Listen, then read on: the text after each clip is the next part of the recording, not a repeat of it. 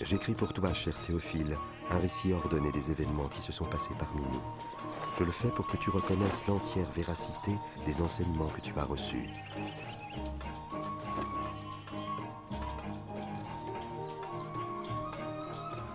Au temps où César Auguste était empereur de Rome, et Hérode le Grand, roi de Judée, Dieu envoya l'ange Gabriel dans une ville de Galilée, appelée Nazareth, chez une jeune fille vierge nommée Marie.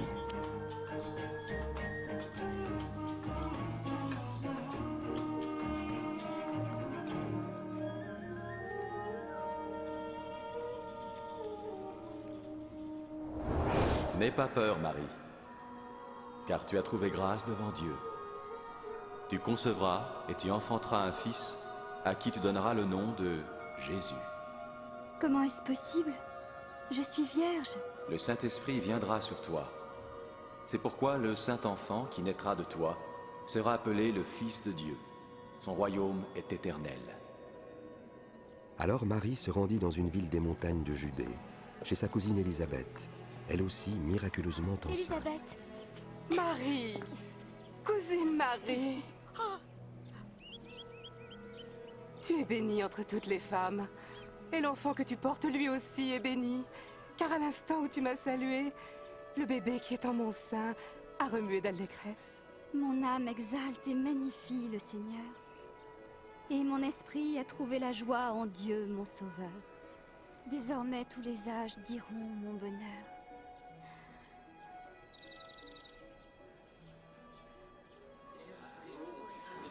Sachez, hommes de Nazareth, que l'empereur César Auguste a décidé un recensement sur les territoires occupés de Galilée et de Judée. Tous doivent aller se faire inscrire, chacun dans sa ville natale.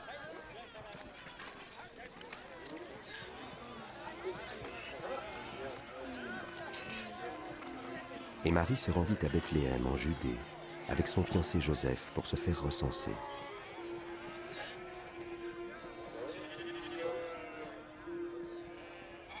Mais il n'y avait pas de place pour eux à la maison des voyageurs, et ils durent se loger dans une humble étable.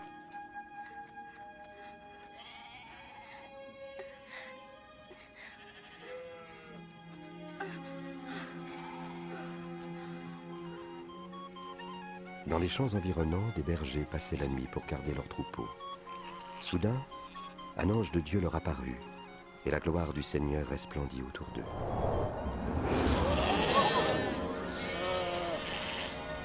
Aujourd'hui, dans la ville de David, un sauveur vous est né. C'est le Christ, le Seigneur.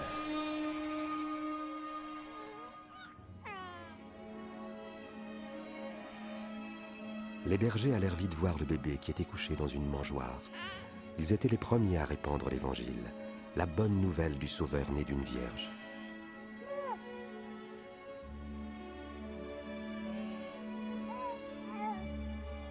Lorsque 8 jours plus tard arriva le moment de circoncire l'enfant, on lui donna le nom de Jésus.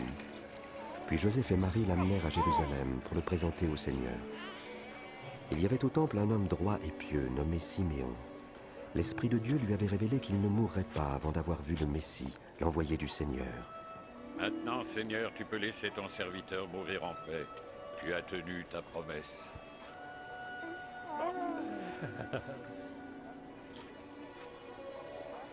Car de mes yeux, j'ai vu le Sauveur, qui vient de toi. Que le Très-Haut vous bénisse.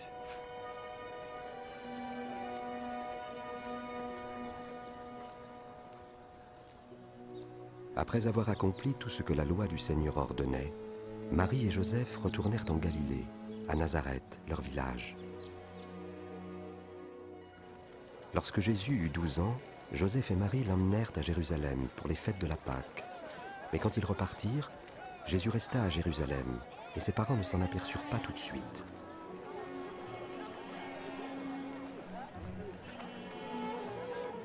Ils retournèrent à Jérusalem pour le chercher, et le 3e jour, ils le retrouvèrent au temple, assis au milieu des maîtres religieux. Qui est cet enfant qui pose tant de questions? Il vient de Nazareth. Nous le croyons reparti avec nous. Veuillez excuser sa ferveur. Tous étaient frappés par son intelligence.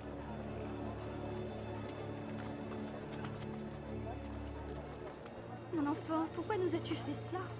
Nous étions très inquiets en te cherchant partout, ton père et moi. Pourquoi m'avez-vous cherché? Ne saviez-vous pas que je dois m'occuper des affaires de mon père?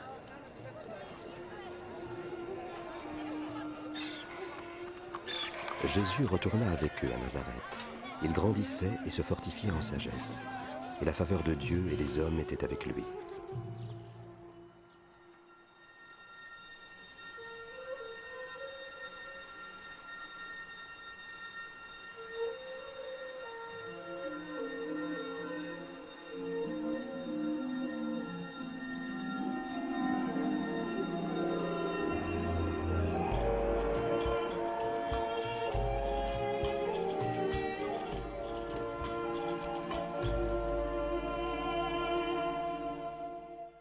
C'était la 15e année du règne de l'empereur Tibère.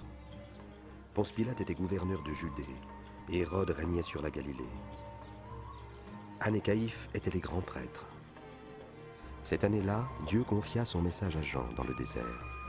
Il parcourait la région du Jourdain, proclamant un baptême en signe de repentance, afin que Dieu pardonne les péchés. Éloignez-vous du péché! Faites-vous baptiser, et Dieu pardonnera vos péchés! Ainsi qu'il est écrit au livre des paroles du prophète Ésaïe. Une voix crie dans le désert. Préparez le chemin du Seigneur.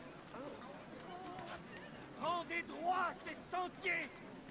Tout ravin sera comblé. Toute montagne et toute colline seront abaissées. Les passages tortueux seront redressés. Les chemins rocailleux aplanis. Et tous les hommes verront le salut de Dieu. Que devons-nous faire? Oui, dis-le-nous! Oh vous, race de vipères! Qu'attends-tu de nous? Aide-nous. Dis-nous comment il faut faire. Que celui qui possède 2 vêtements en donne un à l'homme qui n'en a aucun. Et que celui qui a de quoi manger partage ce qu'il a. Maître. Et nous, les collecteurs d'impôts, que devons-nous faire? N'exigez rien de plus que ce qui est légal. Mais pour nous, soldats, que conseilles-tu? Eh bien, n'extorquez d'argent à personne. Et ne dénoncez personne sans raison. Contentez-vous de votre paye.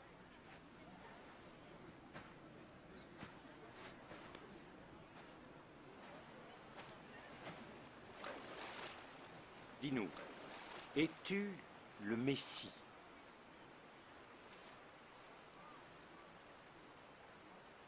Moi, je vous baptise dans l'eau. Mais un autre, bien plus puissant que moi, arrivera. Je ne suis pas digne de délier la courroie de ses sandales. C'est lui qui vous baptisera du Saint-Esprit et de feu. Il séparera le grain de la paille, et il amassera tout le grain dans son grenier.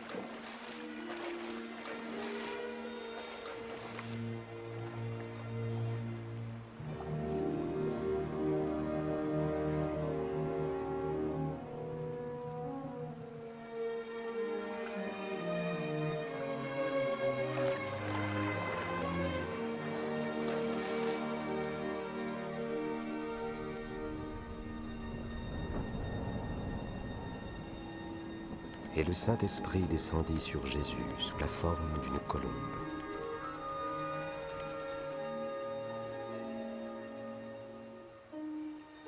Et une voix se fit entendre du ciel. « Tu es mon Fils bien-aimé, tu fais toute ma joie. »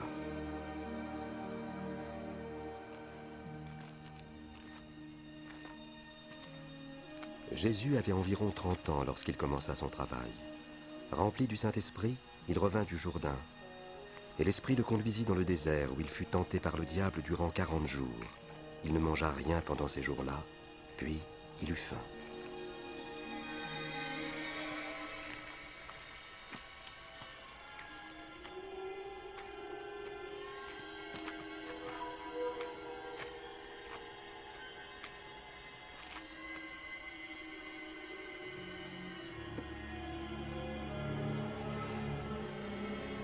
Alors le diable lui dit, « Si tu es le Fils de Dieu, ordonne donc à cette pierre de se changer en pain. »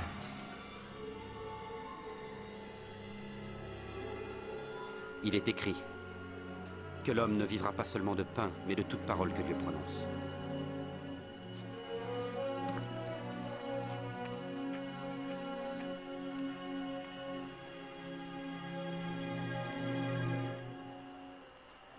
Le diable l'emmena sur une hauteur, lui montrant en un instant tous les royaumes de la terre.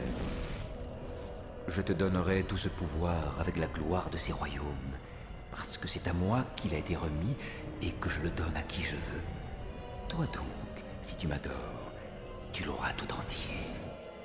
Il est écrit, tu adoreras le Seigneur ton Dieu, et tu ne serviras que lui.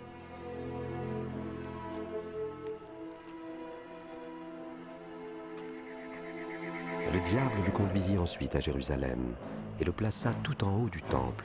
Si tu es le Fils de Dieu, jette-toi d'ici en bas, car il est écrit que Dieu ordonnera à ses anges de te garder. Il est écrit aussi qu'ils te porteront sur leurs mains, de peur que ton pied ne heurte quelque pierre. Il est écrit, tu ne mettras pas à l'épreuve le Seigneur ton Dieu.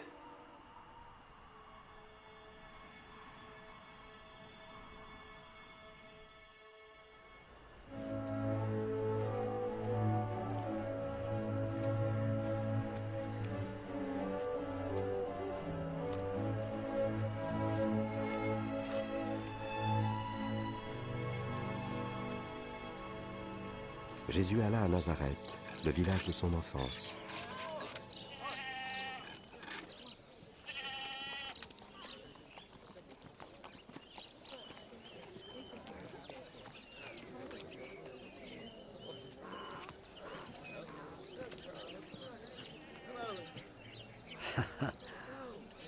Bonjour.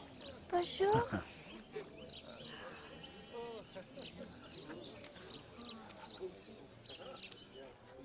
Le jour du culte, il entra à la synagogue, selon son habitude.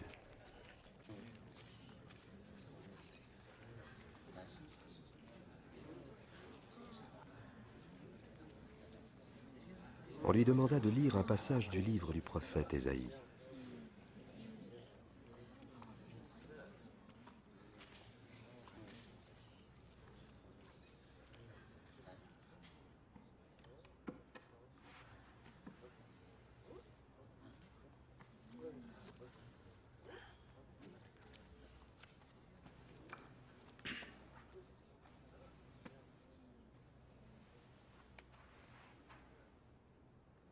L'Esprit du Seigneur est sur moi.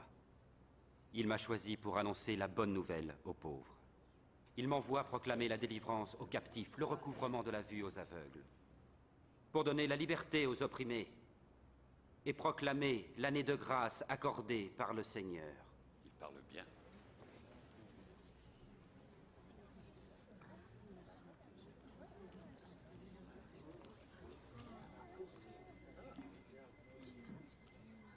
Aujourd'hui, cette parole devient réalité, alors que vous l'entendez.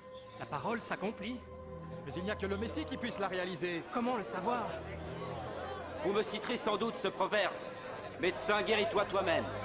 Vous me direz aussi, accomplis dans ta propre ville ce que tu as fait à Capernaum. Oui, je vous le dis, nul prophète n'est bien reçu dans son pays.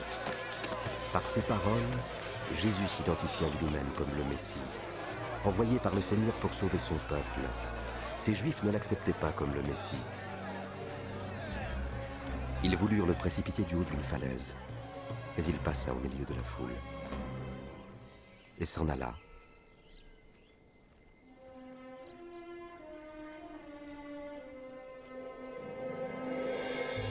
Il se rendit alors à Capernaum, ville de Galilée.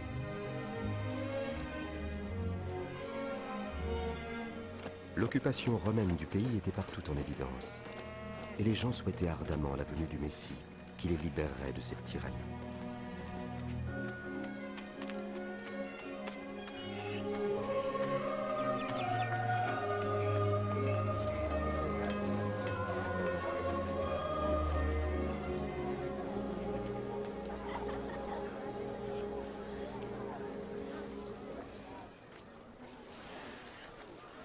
La paix soit avec toi. Et avec toi, mec. M'embarqueras-tu, Simon? Pourquoi pas? Tu ne vas pas nous quitter? Parle-nous. Parle-nous. Jésus, parle-nous.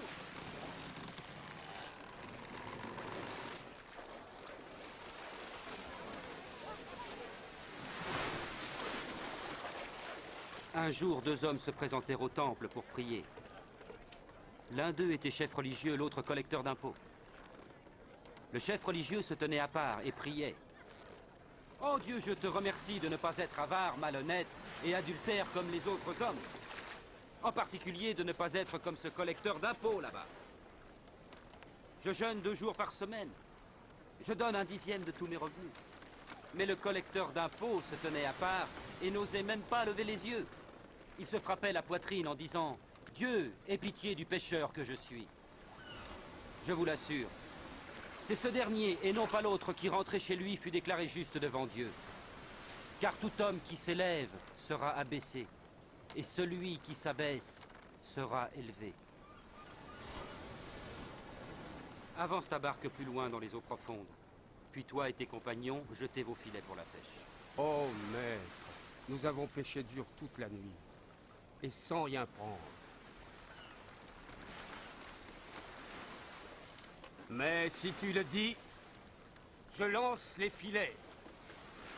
Jacques! Jean!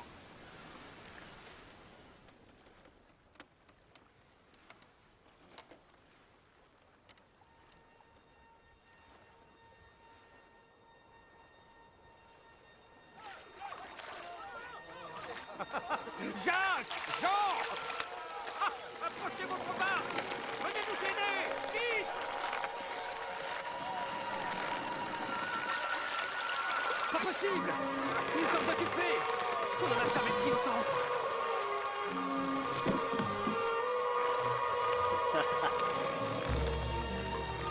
Ça suffit. Ça suffit.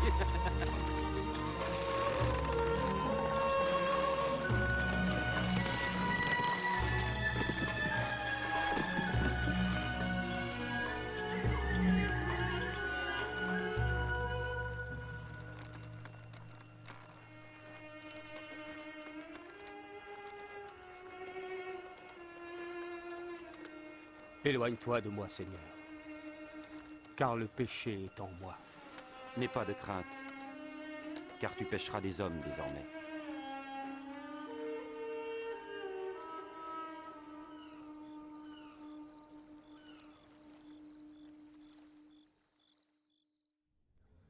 Tendez l'oreille et venez à moi. Écoutez et votre âme vivra. Cherchez l'Éternel pendant qu'il se trouve. Invoquez-le tandis qu'il est prêt. Que le coupable abandonne sa voie et l'homme malfaisant ses pensées. Qu'il revienne à l'Éternel qui aura compassion de lui, qui pardonnera généreusement.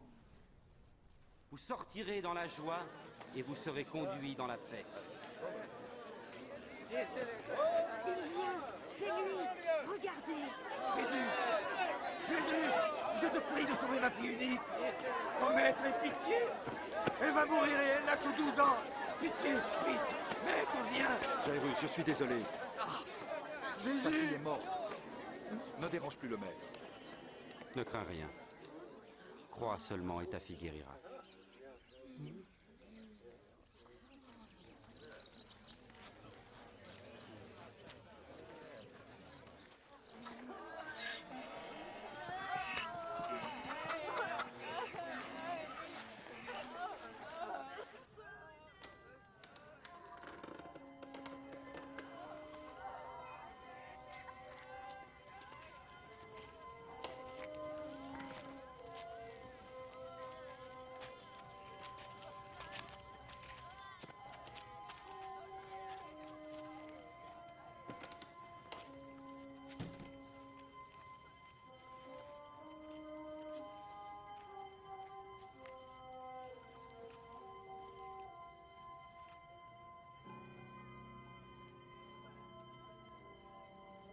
Ne pleure pas. Elle n'est pas morte, elle est endormie.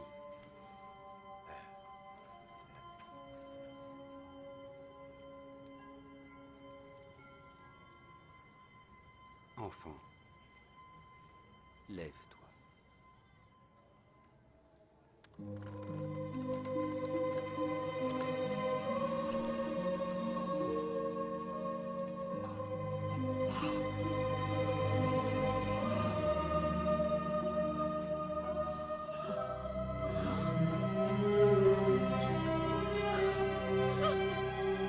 Donnez-lui à manger.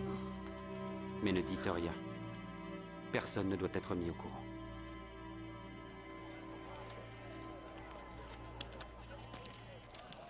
Après cela, Jésus remarqua un collecteur d'impôts nommé Matthieu Lévi, qui était assis à son poste de péage.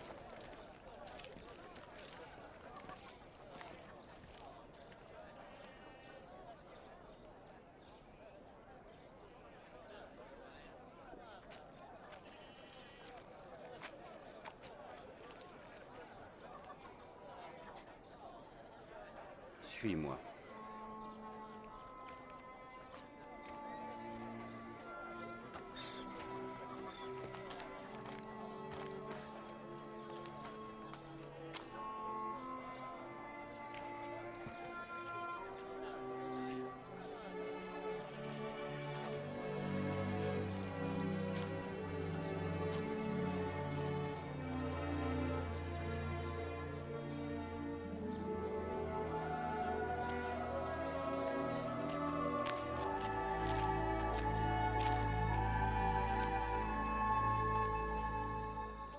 Puis Jésus monta sur une colline pour y prier, et passa toute la nuit là, à prier Dieu.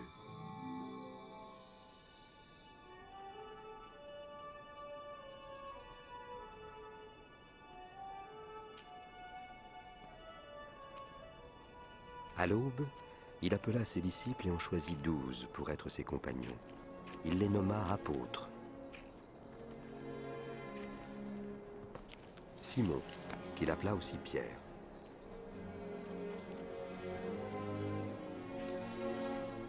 Et André, son frère. Jacques.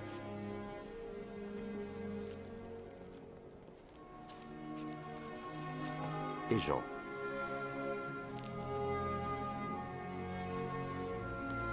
Philippe. Et Barthélemy. Et Matthieu.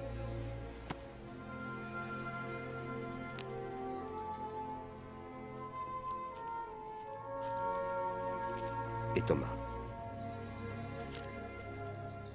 Ainsi que Jacques, fils d'Alphée. Et Simon, appelé Zélote. Et aussi Judas, le fils de Jacques. Et Judas Iscariote, qui devait le trahir.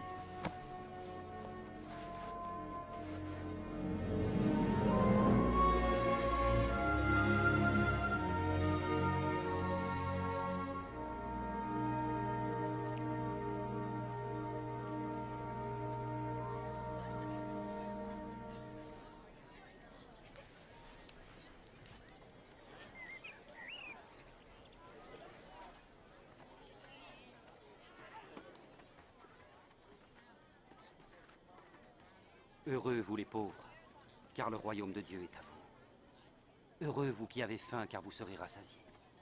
Heureux vous qui pleurez maintenant, car vous rirez. Heureux ceux qui seront haïs, méprisés, insultés, et traités de mauvais à cause du Fils de l'homme. Réjouissez-vous alors et dansez de joie. Car une belle récompense vous attend dans le ciel. En effet, c'est ainsi que leurs ancêtres ont traité les prophètes.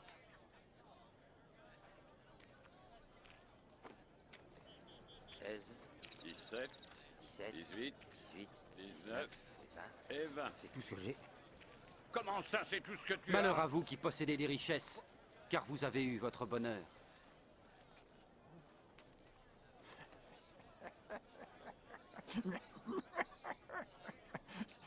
Il ne veut pas être riche. Il est fou. Malheur à vous qui riez maintenant, car vous connaîtrez le deuil et les larmes. Malheur à vous quand tous les hommes disent du bien de vous, car leurs ancêtres ont fait pareillement avec les faux prophètes. Mais je vous dis à vous qui m'écoutez, aimez vos ennemis. Faites du bien à ceux qui vous haïssent. Bénissez qui vous maudit. Priez pour ceux qui vous calomnient.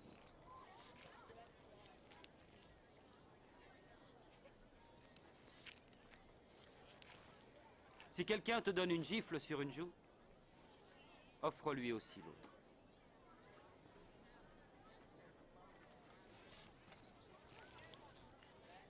Et à qui te prend ton manteau, ne refuse pas non plus ta chemise. Et donne à tous ceux qui te demandent. Et si quelqu'un te prend ton bien, ne lui demande pas de te le rendre. Faites aux autres ce que vous voudriez que l'on fasse pour vous.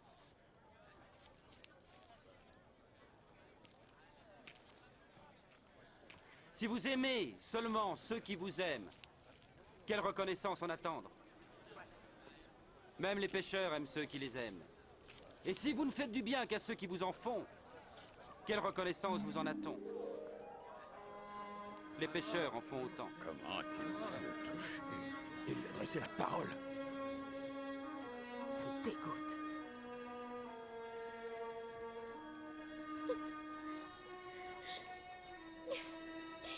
Non. Aimez vos ennemis et faites-leur du bien.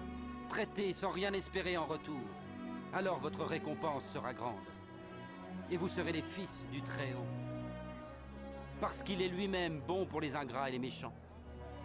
Soyez généreux, tout comme votre Père est généreux. Sauve-nous, Jésus! Ne jugez pas et vous ne serez pas jugés. Ne condamnez pas et on ne vous condamnera pas. Pardonnez et on vous pardonnera. Jésus, montre-nous le chemin.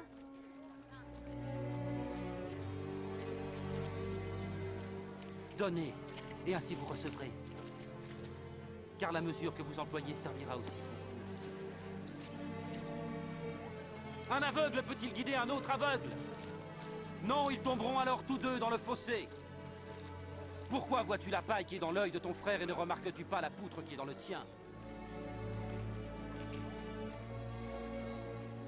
Oh, maître, guide nos pas. Nous avons besoin de toi, maître. Heureuse est la mère qui t'a porté et allaitée. Heureux plutôt ceux qui écoutent la parole de Dieu et qui l'observent. Je voudrais connaître cet homme.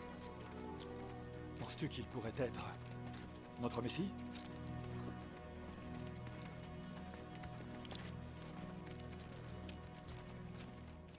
Et ce chef religieux, Simon, invita Jésus à manger avec lui. Jésus se rendit chez lui et se mit à table. Allons les enfants, laissez-nous. Vous m'entendez? Allons. Ah, ces enfants, ils ne sont jamais tranquilles. Que vient-elle faire là? Je ne sais pas.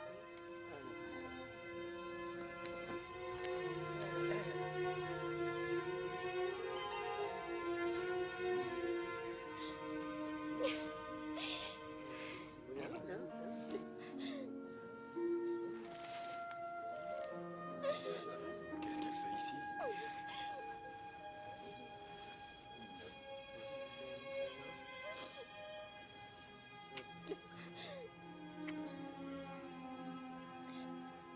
Si cet homme était vraiment un prophète, il saurait qui est cette femme qu'il touche.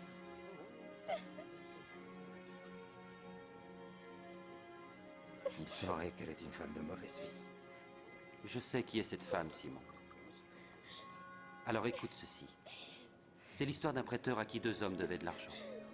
L'un lui devait 500 pièces d'argent et l'autre 50. Aucun des deux ne pouvant le payer, il leur fit grâce de leur dette. Lequel des deux l'aima le plus? Celui, je pense, auquel il avait remis la plus grosse dette. Tu as raison. Vois-tu cette femme? En arrivant, tu ne m'as pas versé d'eau sur les pieds. Elle m'a baigné les pieds de ses larmes et les a essuyés avec ses cheveux. Tu ne m'as pas embrassé pour m'accueillir. Mais elle n'a pas cessé de m'embrasser les pieds. Tu n'as pas répandu d'huile sur ma tête. mais elle a répandu du parfum sur mes pieds. Je vous le dis, ses nombreux péchés sont pardonnés, c'est pourquoi elle montre tant d'amour. Mais celui à qui on pardonne peu, manifeste peu d'amour.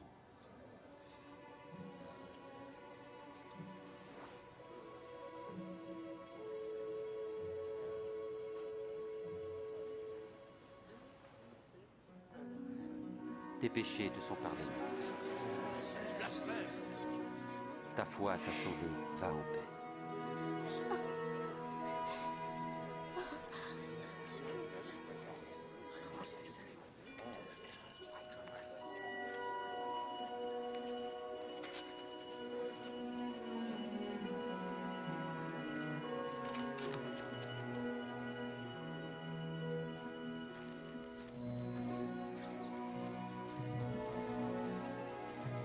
Jésus annonçait la bonne nouvelle du royaume de Dieu. Les 12 disciples l'accompagnaient, ainsi que quelques femmes qui avaient été délivrées d'esprits mauvais. Marie, appelée Madeleine, Jeanne, femme de Chouza, administrateur à la cour d'Hérode, et Suzanne.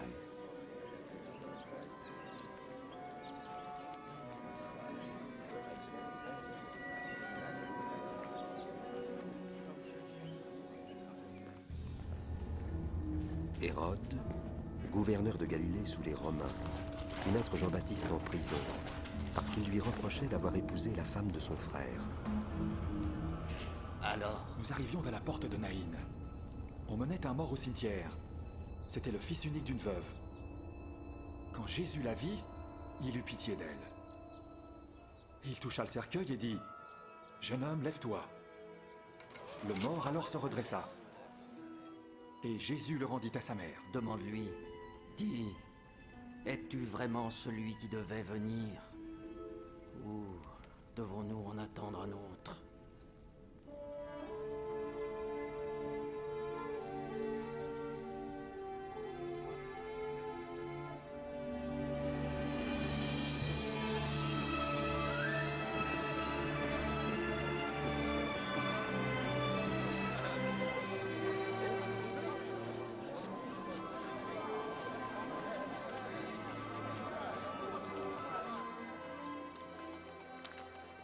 Maître.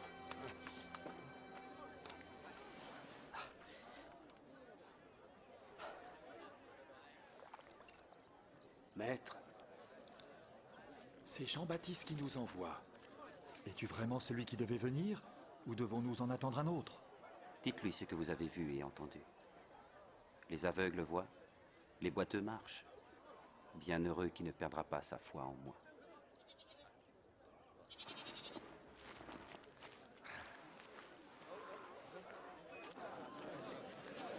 Je veux le voir.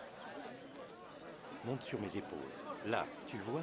Ah oui, je vois Jésus. Un jour, un homme sortit pour semer. Et tandis qu'il semait, du grain tomba sur le chemin, il fut piétiné. Et les oiseaux du ciel ont tout mangé. Une partie tomba parmi les pierres. Et après avoir poussé, elle dessécha par manque d'humidité. Une autre partie tomba parmi les ronces. Et les ronces levèrent avec le grain et l'étouffèrent. Mais une partie tomba en bonne terre. Et les grains germèrent et produisirent du fruit. Chaque grain en donna 100 autres. Maître, dis-nous, pourquoi parles-tu en parabole devant les foules? Vous avez reçu le privilège de connaître les secrets du royaume de Dieu. Mais pour les autres, cela leur est dit en parabole. Ainsi, bien qu'ils regardent, ils ne voient pas, bien qu'ils entendent, ils ne comprennent pas.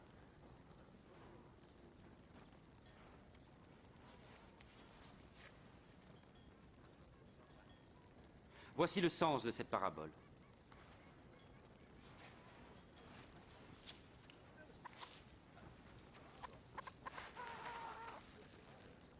Le grain est la parole de Dieu. Le grain tombé au bord du chemin sont ceux qui entendent. Mais ensuite, le diable survient et enlève cette parole de leur cœur pour les empêcher d'y croire et d'être sauvés. Le grain qui tombe en terre pierreuse représente ceux qui reçoivent la parole et en sont joyeux. Mais elle ne prend pas racine. Pendant un moment, ils croient. Mais au moment de l'épreuve, ils abandonnent tout. Ce qui est tombé dans les ronces, ce sont ceux qui entendent, mais se laissent étouffer par les soucis, les richesses et les plaisirs de la vie. Leurs fruits ne mûrissent jamais. Et le grain tombé en bonne terre, ce sont ceux qui entendent la parole dans un cœur loyal et bon et qui la retiennent. Leur persévérance portera ses fruits.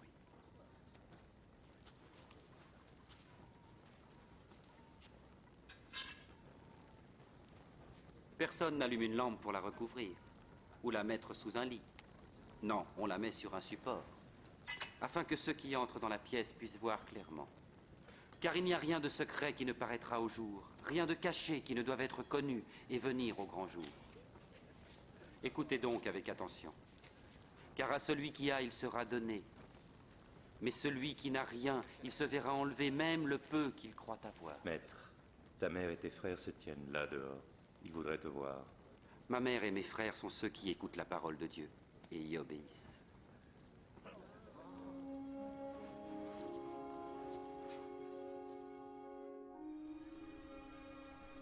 Un jour, Jésus monta dans une barque avec ses disciples et leur dit « Passons de l'autre côté du lac ».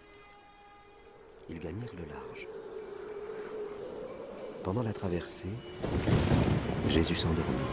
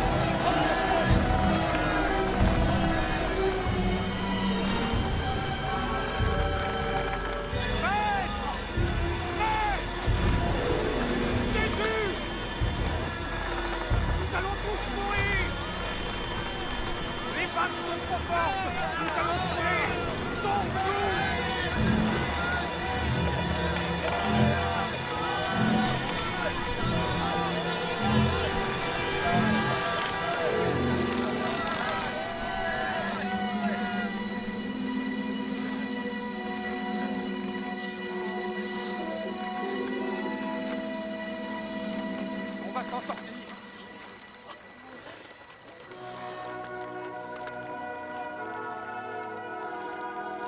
Où est votre foi?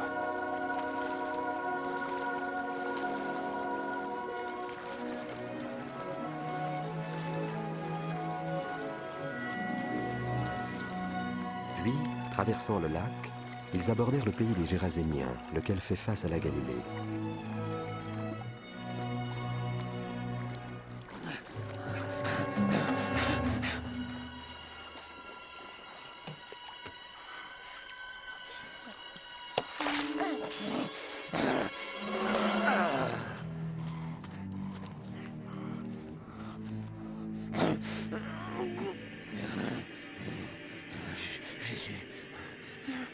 Fils du Dieu très haut,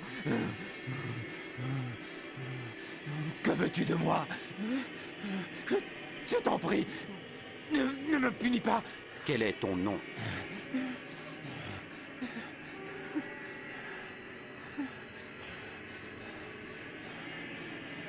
Légion, nous te supplions, ne nous jette pas dans l'abîme.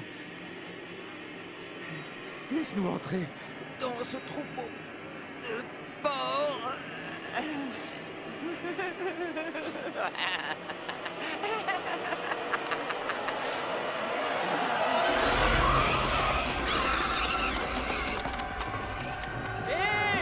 Revenez! Arrêtez! Arrêtez! Et les démons sortirent de l'homme et entrèrent dans les porcs.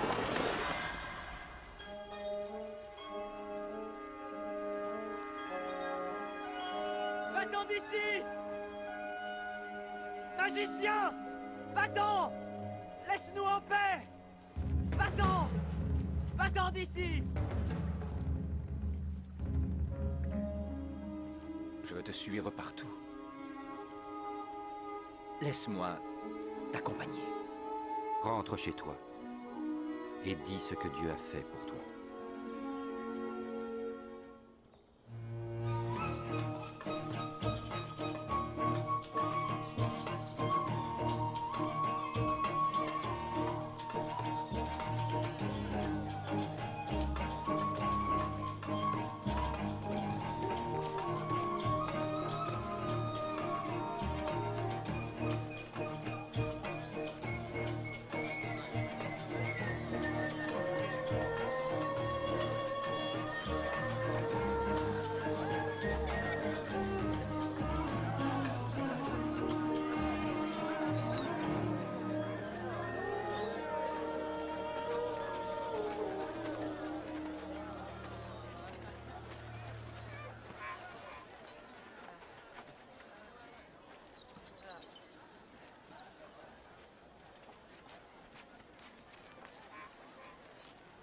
Maître, dis-leur de s'en aller. Renvoie-les dans les fermes et les villages des environs, pour qu'ils se logent et se ravitaillent. Cet endroit est désert.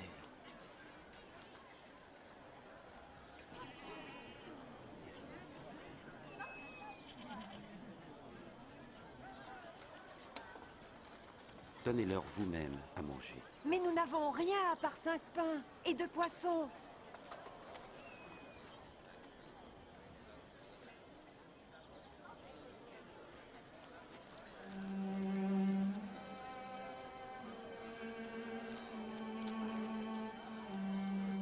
Béni sois-tu, Seigneur notre Dieu, qui règne sur l'univers, qui fait sortir le pain de la terre.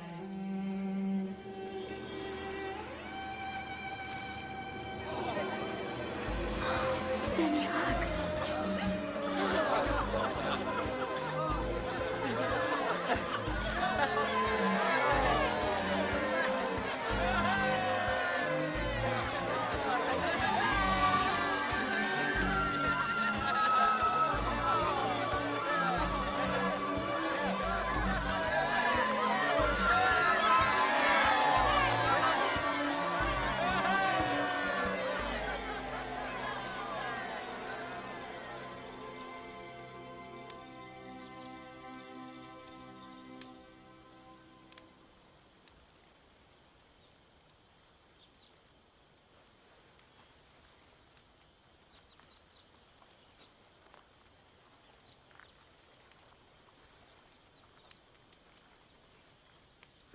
Que disent les gens à mon sujet?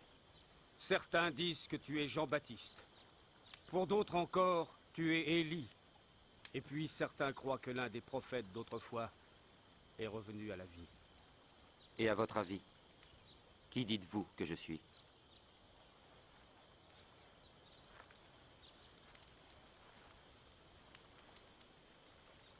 Tu es le Messie, l'envoyé de Dieu. N'en dites rien à personne. Le Fils de l'homme doit souffrir beaucoup, puis être rejeté. Il sera mis à mort. Mais 3 jours après, il reviendra à la vie.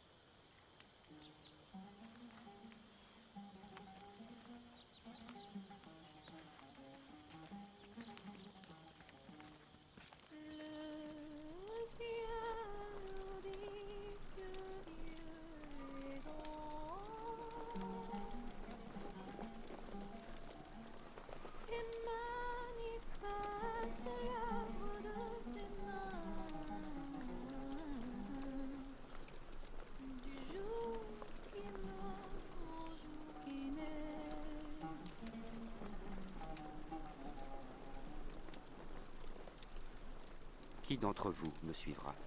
Je te suivrai, Seigneur. Mais d'abord, laisse-moi aller dire adieu à ma famille. Quiconque met la main à la charrue puis regarde en arrière n'est pas fait pour le royaume de Dieu. Si quelqu'un veut venir à ma suite, qu'il renonce à lui-même et prenne sa croix chaque jour et qu'il me suive. Car celui qui veut sauver sa vie la perdra. Mais celui qui perd sa vie à cause de moi la sauvera. À quoi sert-il à un homme de gagner le monde entier s'il perd son âme? Si un homme a honte de moi et des paroles que je dis, alors le Fils de l'homme aura honte de lui quand il viendra dans sa gloire, et dans la gloire du Père et celle des saints anges.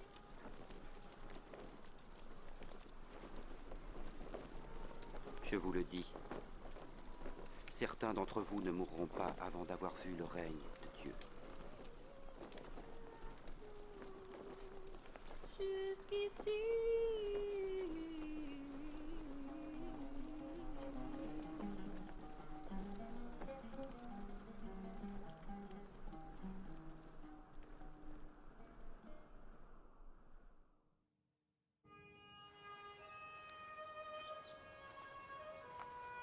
Puis Jésus prit avec lui Jean, Jacques et Pierre, et monta sur une montagne pour y prier.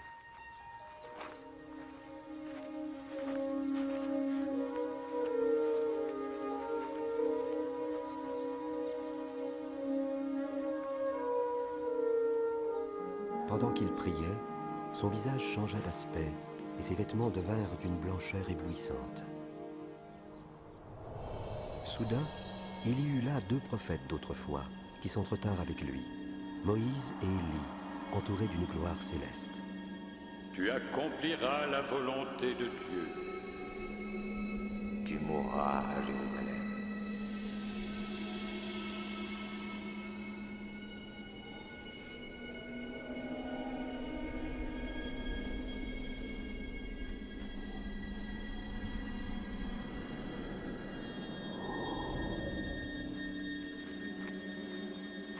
Au moment où Moïse et Élie quittaient Jésus, Pierre dit: Maître, il est bon que nous soyons ici. Alors, dressons 3 tentes. Une pour toi. Pendant qu'il parlait, un nuage se forma et les enveloppa. Les disciples eurent peur. Alors du nuage, une voix se fit entendre. « Celui-ci est mon fils, je l'ai choisi. Écoutez-le. »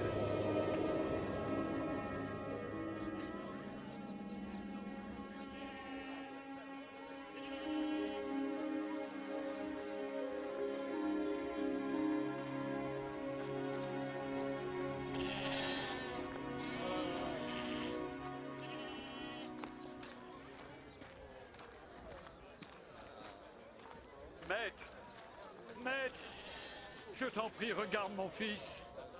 Aide-le, je t'en prie. C'est mon unique enfant.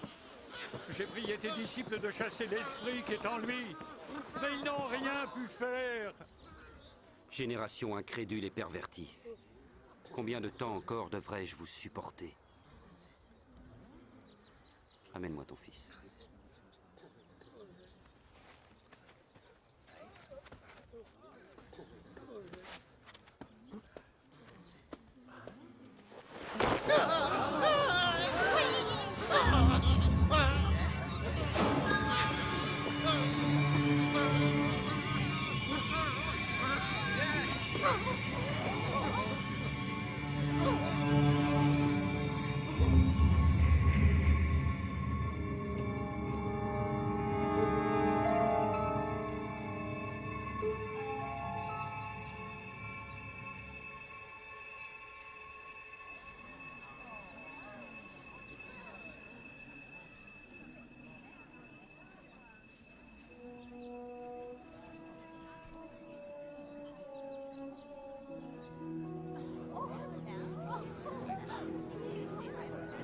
Son visage est guéri aussi. C'est merveilleux.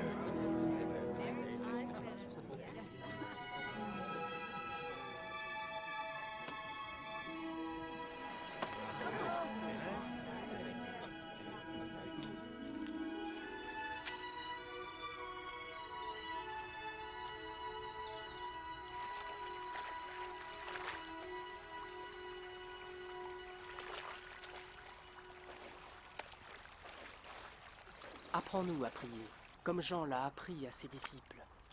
Quand vous priez, dites: Notre Père qui es aux cieux, que ton nom soit sanctifié, que ton règne vienne, que ta volonté soit faite sur la terre comme au ciel. Donne-nous chaque jour notre pain quotidien. Pardonne-nous nos offenses, comme nous pardonnons aussi à ceux qui nous ont offensés. Protège-nous contre la tentation et délivre-nous du mal.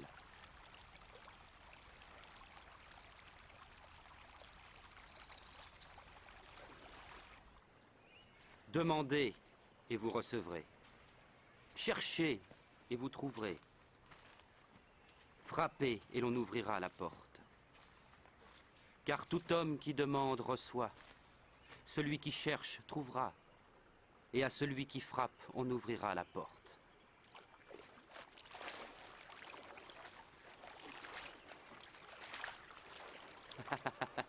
Si l'un de vous est père, donnera-t-il à son enfant un serpent quand il demande un poisson?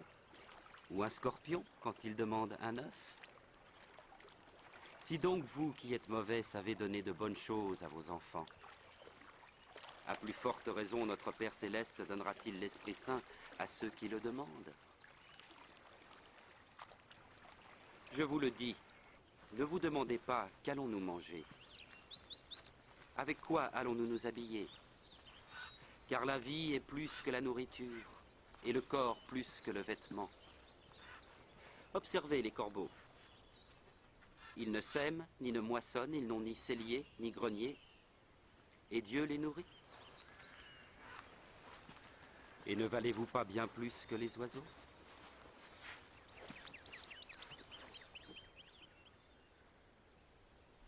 Qui d'entre vous peut, à force d'inquiétude, prolonger tant soit peu sa vie? Si donc vous êtes sans pouvoir même pour si peu, pourquoi vous mettre en souci du reste? Observez ces lys et comment ils croissent. Ils ne filent ni ne tissent. Et pourtant Salomon lui-même, dans toute sa gloire, n'a jamais été vêtu comme l'un d'eux.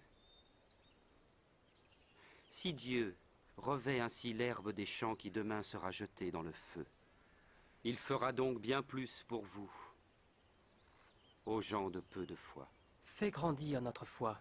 Si votre foi était grosse comme une graine de moutarde, vous pourriez dire à l'arbre qui est là, déracine-toi et va te planter dans la mer, et il vous obéirait.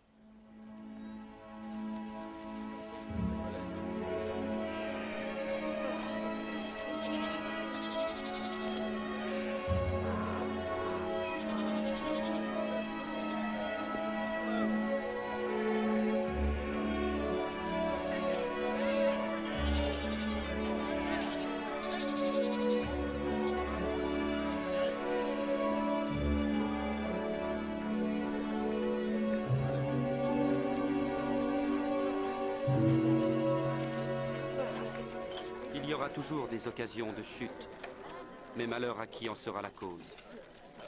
Il vaudrait mieux pour lui qu'on attache une pierre à son cou et qu'on le jette à la mer, pour qu'il ne provoque pas la chute de l'un de ses petits. À quoi est semblable le royaume de Dieu? Il ressemble à la graine de moutarde qu'un homme prit et mit dans son jardin. La graine poussa, devint un arbre, et les oiseaux du ciel nichèrent dans ses branches. Je suis pas sûre de savoir de quoi il parle. Comment peux-tu manger et boire avec ces collecteurs d'impôts et ces gens de mauvaise vie? Les bien portants n'ont pas besoin de docteur. Seuls les malades l'attendent. Je n'appelle pas ceux qu'on dit respectables à se repentir, mais les pécheurs.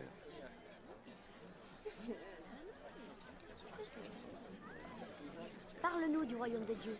Allez, raconte encore. N'ayez pas peur, petit troupeau, car votre Père a trouvé bon de vous donner le royaume. Vendez ce que vous possédez et distribuez-en le produit aux pauvres. Constituez-vous dans les cieux un trésor inaltérable et qui ne s'épuisera pas. Aucun voleur ne pourra l'atteindre et aucune mythe l'entamer. Car là où est votre trésor, là aussi sera votre cœur.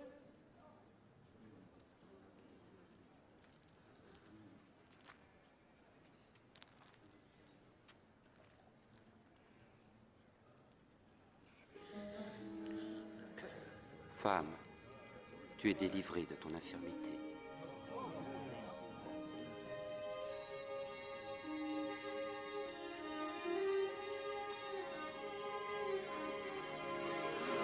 Regardez, elle est guérie.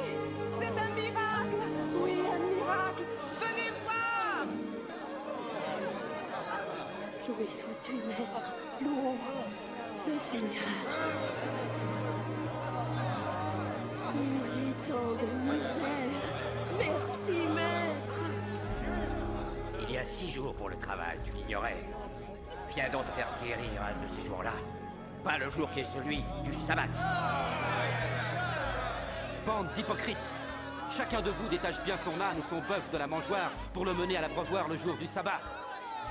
Alors cette descendante d'Abraham que Satan a tenue en son pouvoir pendant 18 ans, ne fallait-il pas la délivrer en ce jour du sabbat?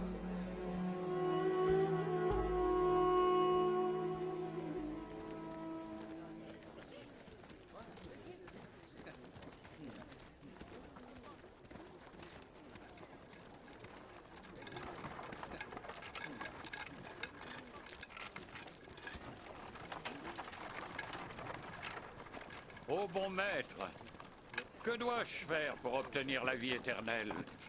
Pourquoi m'appelles-tu bon? Personne n'est bon, sinon Dieu seul. Tu connais les commandements. Tu ne commettras pas d'adultère. Tu ne tueras pas, ne porteras pas de faux témoignages. Tu respecteras ton père et ta mère. Depuis ma jeunesse, j'ai obéi à tous ces commandements. Il te reste encore une chose à faire. Vends tout ce que tu as et distribue le produit aux pauvres, et tu auras un trésor au ciel. Ensuite, viens et suis-moi. Mais nous sommes des marchands et riches. Qu'il est difficile pour les riches d'entrer dans le royaume de Dieu. Oui, vraiment, il est plus difficile à un homme riche d'entrer dans ce royaume qu'à un chameau de passer dans le trou d'une aiguille. Mais alors, qui peut être sauvé? Ce qui est impossible aux hommes est possible à Dieu. Mais en fait, où sera-t-il le royaume de Dieu? Le royaume de Dieu ne viendra pas d'une façon spectaculaire. Et personne ne dira « Regardez, il est ici ou il est là ». Car le royaume de Dieu est au milieu de vous. Le temps viendra où vous désirerez voir un seul des jours du Fils de l'homme. Mais vous ne le verrez pas. En effet, quand le Fils de l'homme reviendra, il sera comme l'éclair qui jaillit d'un point à l'autre du ciel et illumine tout l'horizon. Mais il faut d'abord qu'il souffre et qu'il soit rejeté par les gens d'aujourd'hui.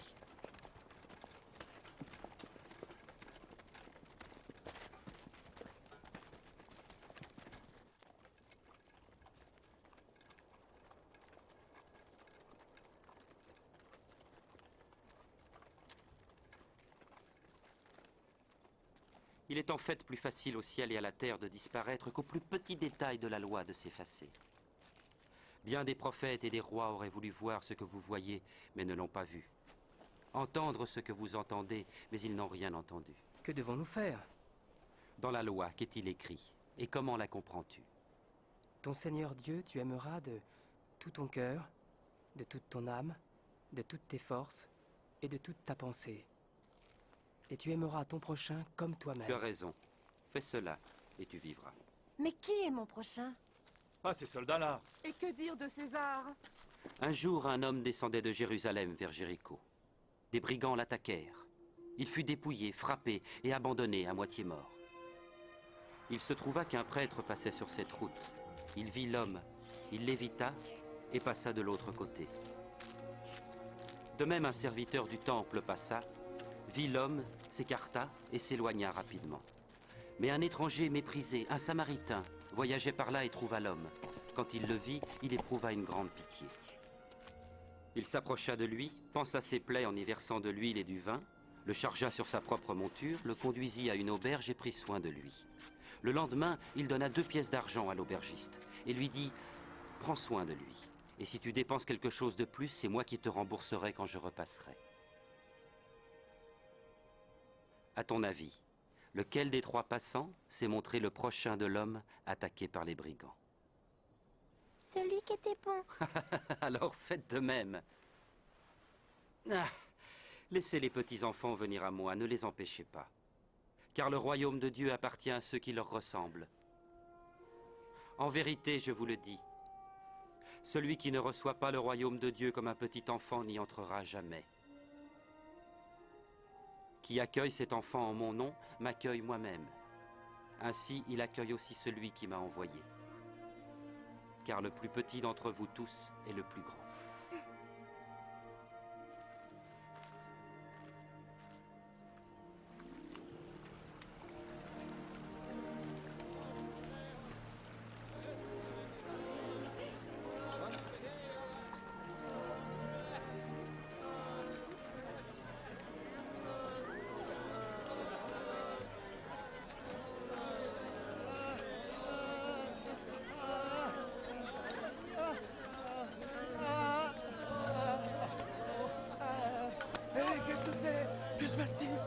Jésus de Nazareth qui passe par là.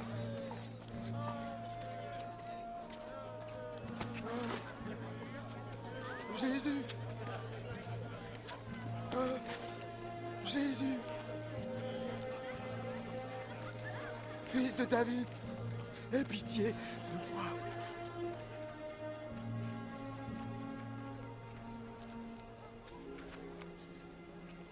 Que veux-tu que je fasse pour toi? Je veux voir à nouveau.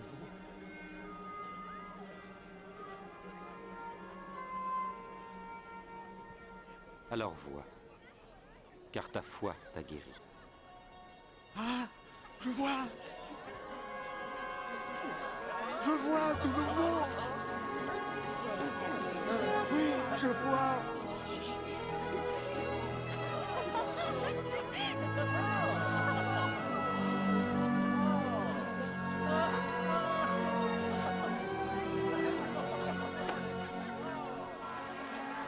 Alors que Jésus faisait route vers Jérusalem, des foules venaient à sa rencontre. Tous voulaient connaître le chemin du salut et être instruits davantage sur le royaume de Dieu.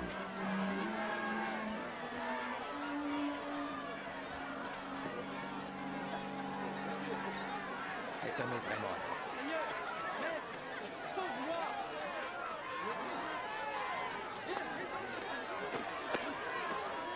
Seigneur, Seigneur, sauve-nous! Sauve-nous! Seigneur, montre-nous le chemin.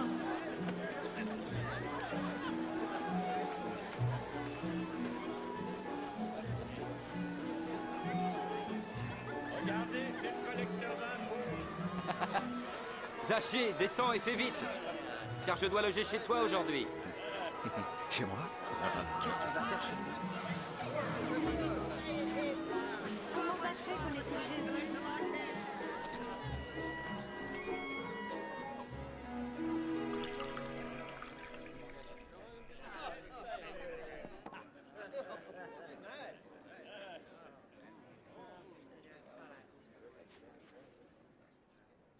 Voilà. Je donne la moitié de mes biens aux pauvres. Et puis, si j'ai escroqué quelqu'un, je promets de rendre 4 fois plus.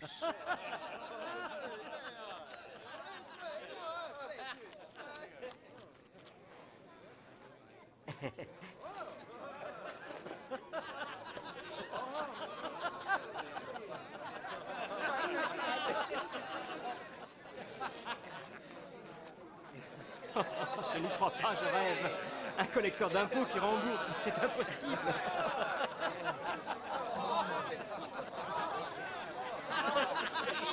Le salut vient d'entrer dans cette maison, car cet homme lui aussi est un descendant d'Abraham. Le Fils de l'homme est venu chercher et sauver ce qui était perdu.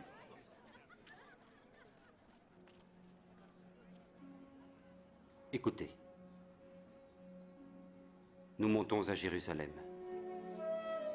Ce que les prophètes ont écrit au sujet du Fils de l'homme va s'accomplir. En effet, il sera livré aux païens.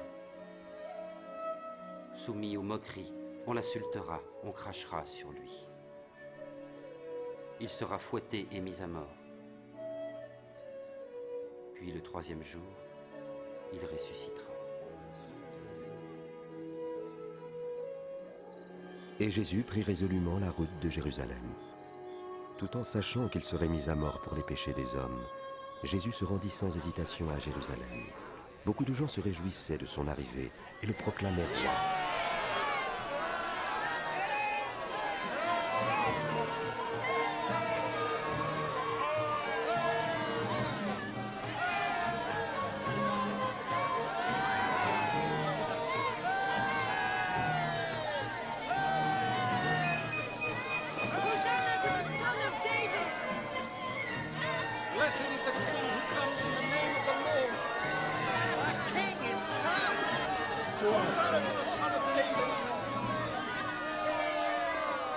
Maître, demande à tes disciples de faire moins de bruit. Je te le dis, si jamais ils se taisaient, ce seraient les pierres qui crieraient de joie.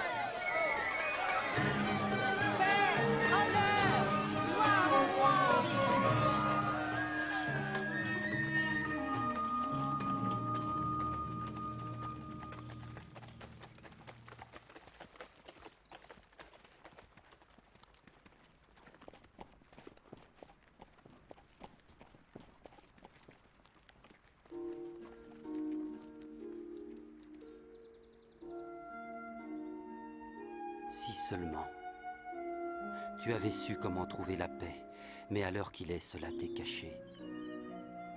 Maintenant, des jours viendront où tes ennemis établiront contre toi des ouvrages de siège, te cerneront de tous côtés. Et ils te détruiront complètement. Ils tueront tes enfants. Et ils ne laisseront pas en toi pierre sur pierre parce que tu n'as pas reconnu le temps où tu as été visité.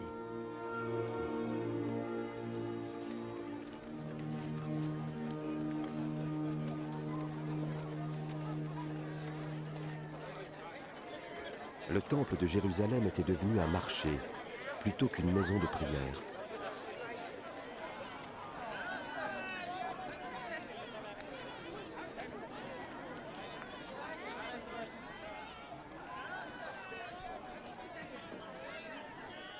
« 5, 6, 7, 8, 9, 10, 11, 12, 13, 14, 15, 16, 17, 18, 19, 20, 21, 22, 23, 24, 25.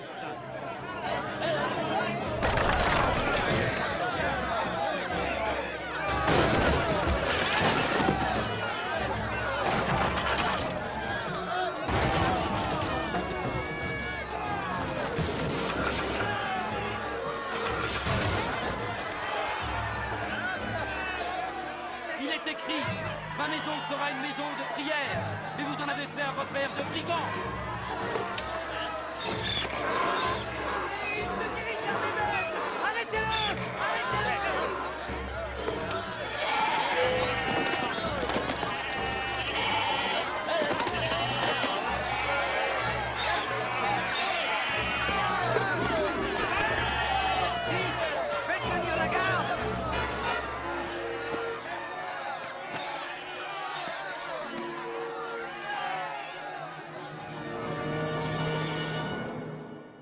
Si je comprends bien, beaucoup le considèrent déjà comme leur roi. Leur roi? Un roi de mendiants, de voleurs, on a déjà vu ça. Ils viennent se manifester, s'en vont et on les oublie. Ne vous y trompez pas. Sa popularité augmente chaque jour. Et le peuple l'admire aussi. C'est ça, il est un roi. Je tiens à vous avertir. S'il y a encore des troubles dans ma ville, je vous tiens pour responsable.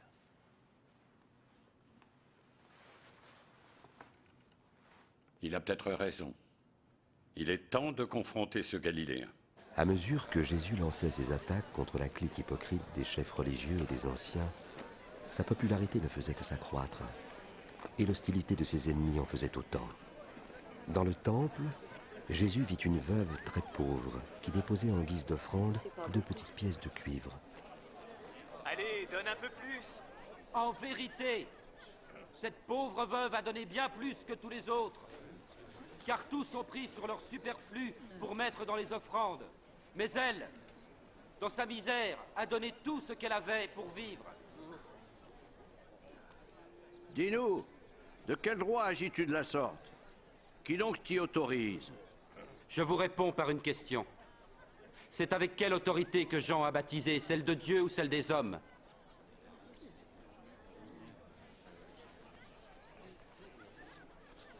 Quelle réponse donner? Si nous disons avec celle de Dieu, il va nous répondre alors, il fallait croire Jean. Mais si nous disons avec celle des hommes, cette foule nous lapidera. Ils croient tous que Jean était un prophète.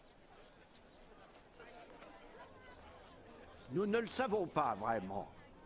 Alors je ne vous dirai pas de qui je détiens mon mandat.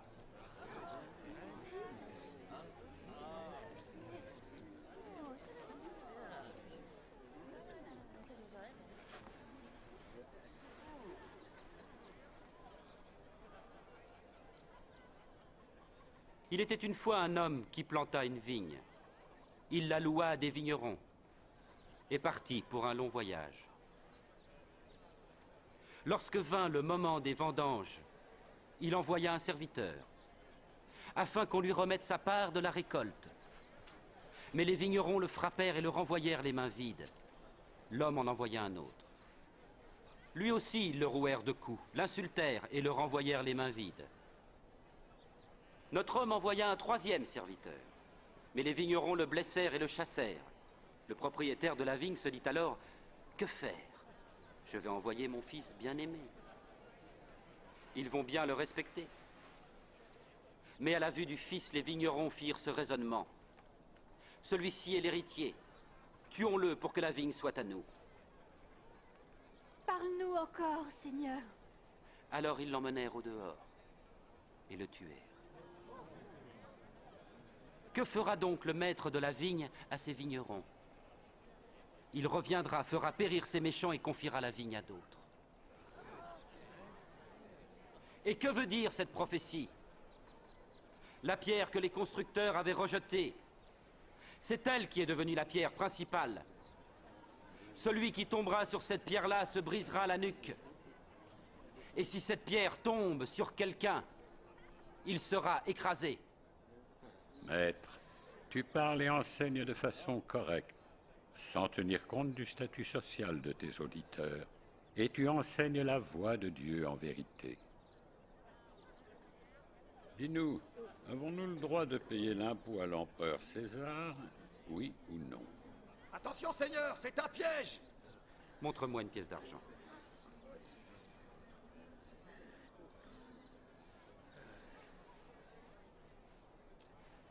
De qui porte-t-elle l'effigie et l'inscription? César!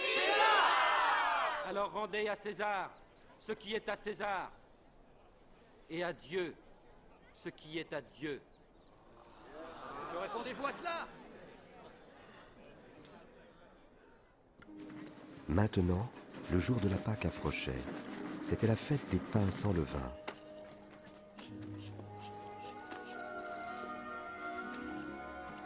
Jésus envoya Simon-Pierre et Jean pour qu'ils préparent le repas de la Pâque.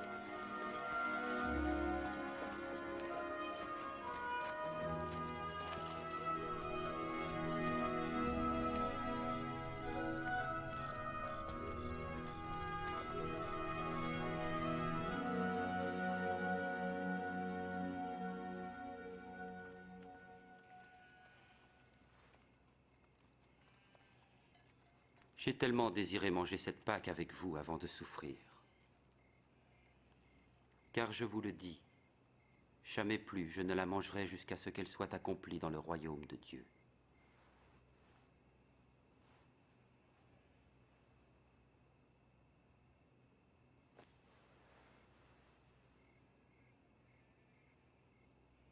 Béni sois-tu, Seigneur notre Dieu, qui règne sur l'univers, qui fait sortir le vin de la vigne. Prenez ceci et partagez entre vous. Car je vous le dis, je ne boirai plus du fruit de la vigne jusqu'à ce que vienne le règne de Dieu.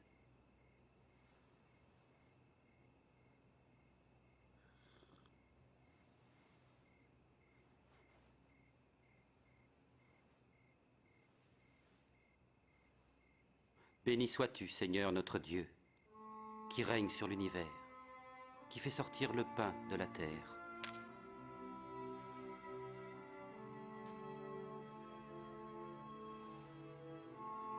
Ceci est mon corps qui est donné pour vous. Faites ceci en mémoire de moi.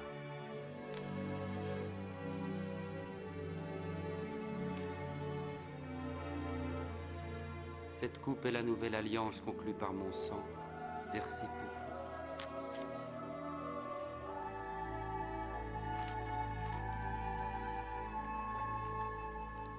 Mais voici, celui qui va me trahir est ici à table avec moi. Certes, le Fils de l'homme s'en va selon ce que Dieu a décidé, mais malheur à l'homme par qui il est trahi. Je ne peux pas être... Impossible. Dis-nous son nom, Seigneur.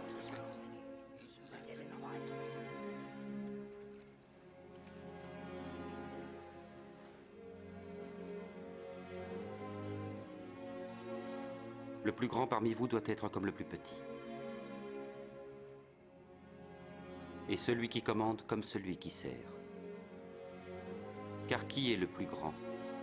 Celui qui est à table ou celui qui sert? Celui qui est à table, n'est-ce pas? Or, je suis au milieu de vous comme un serviteur. Vous avez persévéré avec moi dans mes épreuves. C'est pourquoi je vous confie le royaume, comme mon père me l'a confié. Vous mangerez et vous boirez à ma table dans mon royaume. Et vous siégerez sur des trônes pour gouverner les 12 tribus d'Israël. Il n'y a donc pas de traître. Simon, Simon, écoute. Satan vous réclame pour vous éprouver tous, pour séparer le bon du mauvais, tel le fermier qui sépare le grain de la paille. Mais j'ai prié, Simon, pour que ta foi ne défaille pas. Et quand tu seras revenu à moi, affermis tes frères. Maître, avec toi je suis prêt à aller en prison. Et même à la mort. Je te le dis, Pierre, le coq ne chantera pas aujourd'hui que tu n'aies par 3 fois nié me connaître.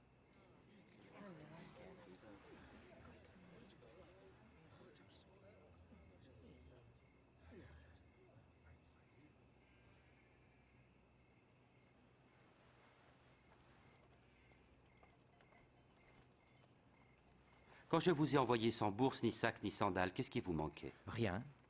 Non, rien. Mais maintenant, si vous en avez, il faut les prendre. Que celui qui n'a pas d'épée vende son manteau pour s'en acheter une. Car je vous le dis, il est écrit à mon sujet, il a été mis au nombre des criminels. Et tout ce qui me concerne va être accompli.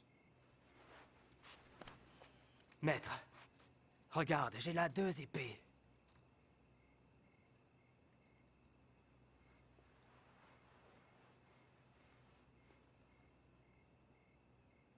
Ça suffit.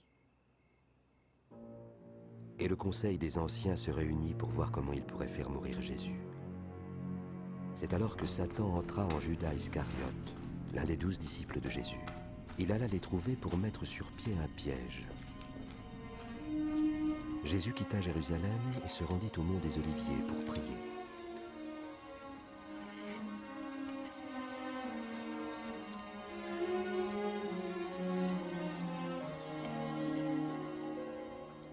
Priez pour ne pas céder à la tentation.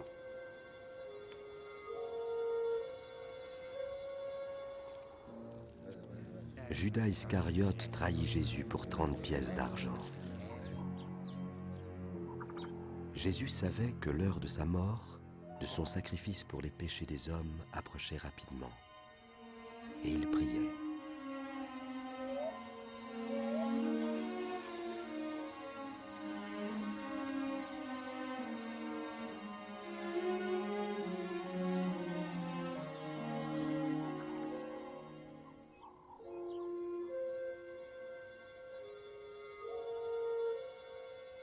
Père, si toi tu le veux, éloigne de moi cette coupe, et que soit faite ta volonté et non la mienne.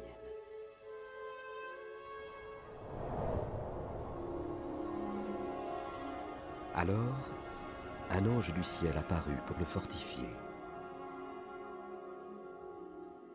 Sa prière se fit de plus en plus pressante, et sa sueur devint comme des gouttes de sang.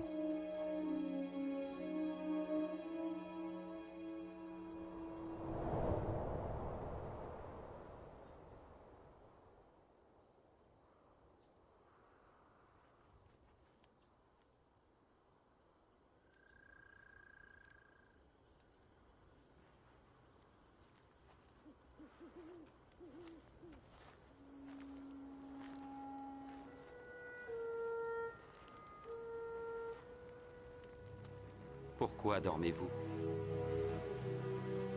Levez-vous et priez pour ne pas céder à la tentation.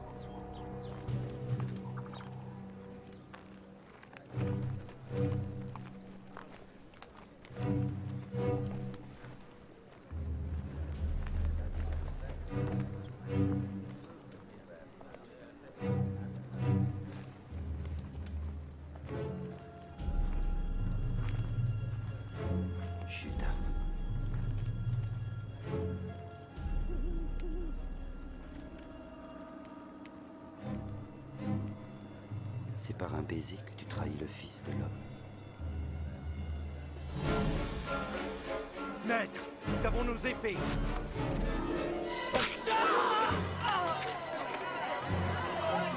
Allez, arrêtons-le. Ça suffit.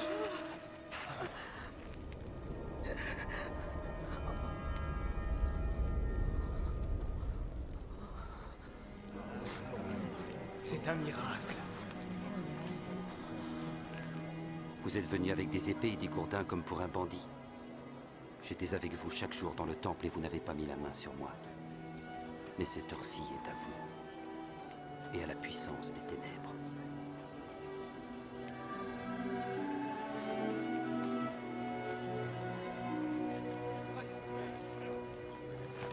Arrêtez-le!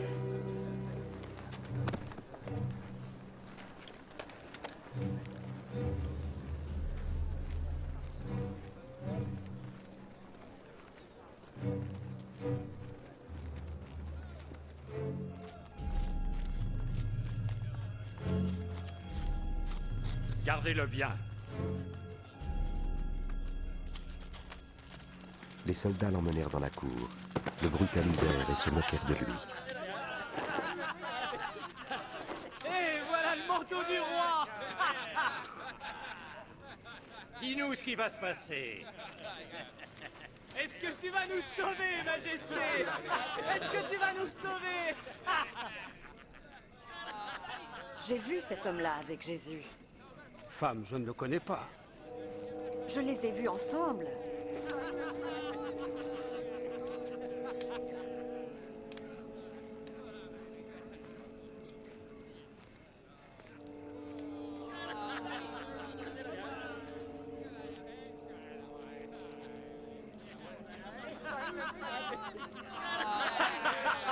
Nous sommes tes humbles serviteurs! Alors, on regarde les choses d'en bas maintenant, hein? Tu étais avec lui, toi? Non, pas du tout.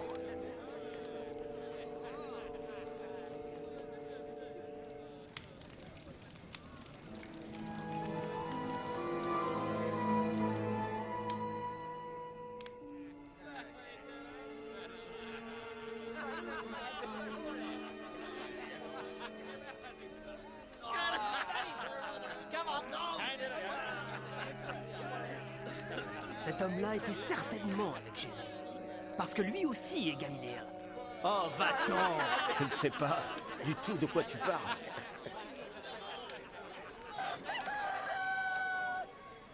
Jésus se tourna et regarda Pierre. Alors Pierre se souvint de ce que le Seigneur lui avait dit.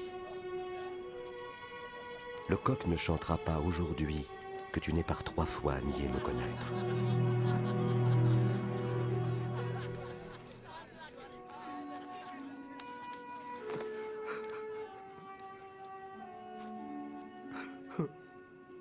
Seigneur, oh, je te prie, fais ce que tu dois dans ta grandeur et ta toute-puissance. Toi, qui pardonnas à nos pères quand ils se révoltèrent contre ta parole. Toi, qui te mis en colère contre eux, mais qui ne les a pas détruits. Toi, qui, à cause de ton amour pour eux et à cause de ton alliance, les a épargnés.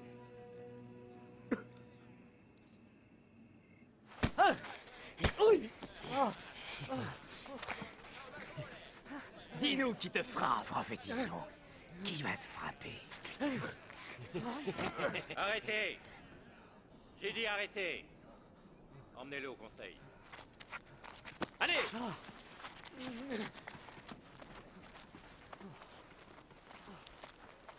Le conseil religieux se réunit pour interroger Jésus.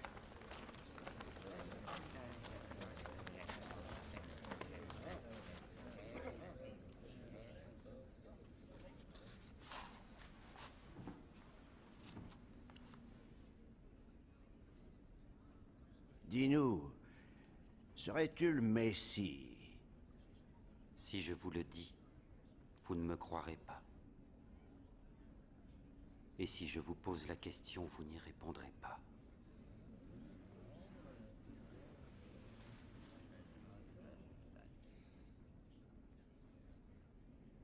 Mais dès maintenant, le Fils de l'homme sera assis à la droite du Dieu très puissant.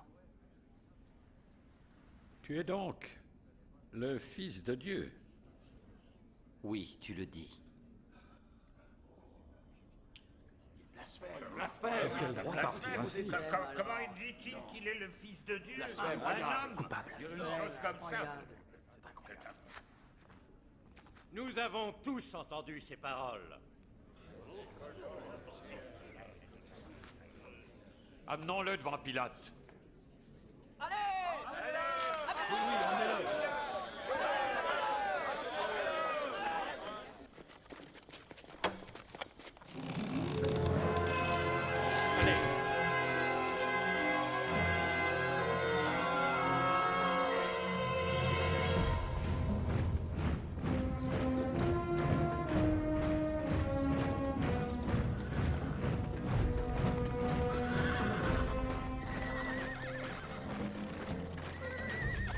Et ils l'emmenèrent devant Ponce Pilate, le plus cruel des gouverneurs romains, qui avait fait crucifier des milliers d'hommes. Et que cherchez-vous ici, d'aussi bonne heure le matin? Cet homme jette le trouble parmi notre peuple. Il a causé une émeute au marché du temple. Quelle sera sa punition? Condamne-le! Je n'ai aucune raison de condamner cet homme. Aucune raison. Il est coupable. Il conseille de ne pas payer d'impôts à l'empereur. Et il prétend être le Messie, un roi. Un roi? Serais-tu le roi des Juifs? Tu le dis. Il a commencé en Galilée et il est venu jusqu'ici. En Galilée? Est-ce que cet homme est un Galiléen? Dans ce cas, il faut que Hérode s'en occupe. Il est encore à Jérusalem, n'est-ce pas? Emmenez-le, Hérode.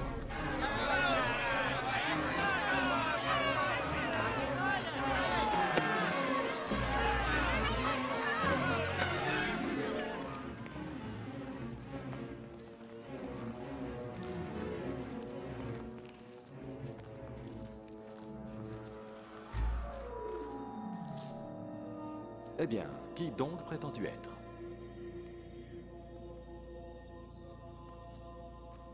Qui sont ceux que tu appelles tes disciples?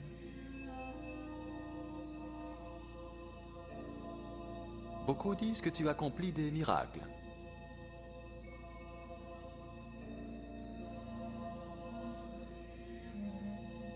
Fais-en un pour moi. Majesté, il est accusé de corrompre notre peuple. Et il prétend être un roi. Cet homme-là, un roi?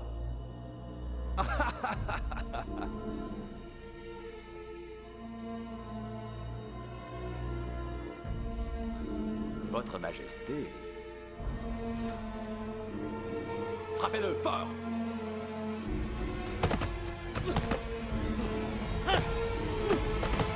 Renvoyez-le à Pilate. Nous sommes dans sa province.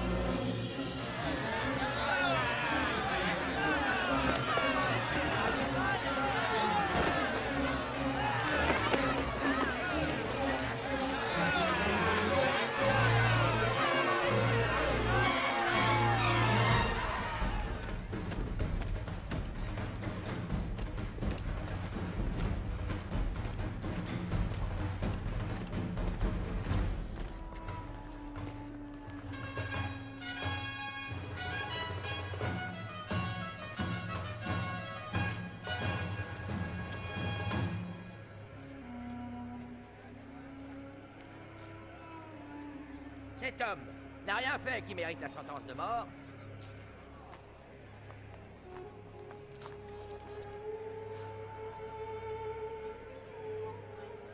Je vais le faire fouetter et le relâcher.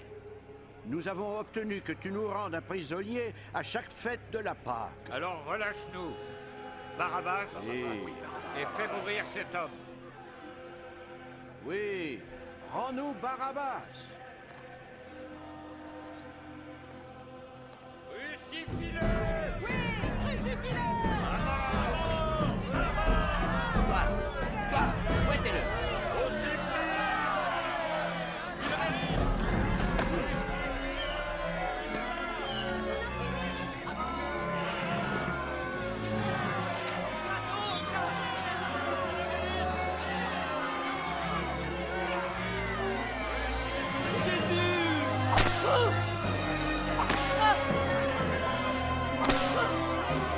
Quoi?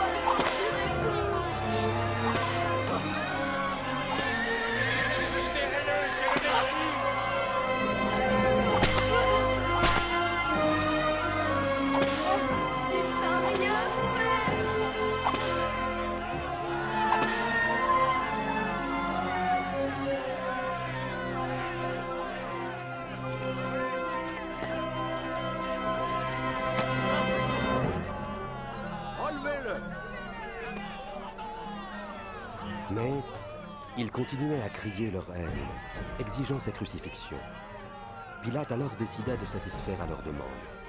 Il relâcha donc celui qu'il réclamait, Barabbas, emprisonné pour une émeute et un meurtre, et leur livra Jésus pour qu'il fasse de lui ce qu'il voulait.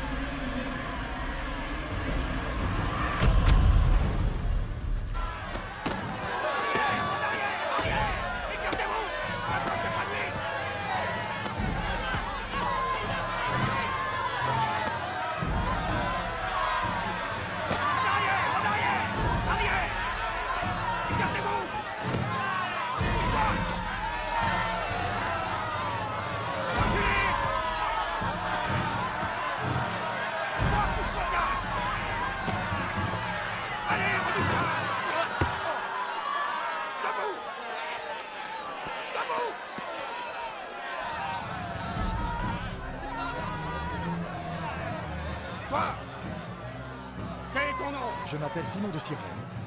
Viens par ici. Coupez les cordes.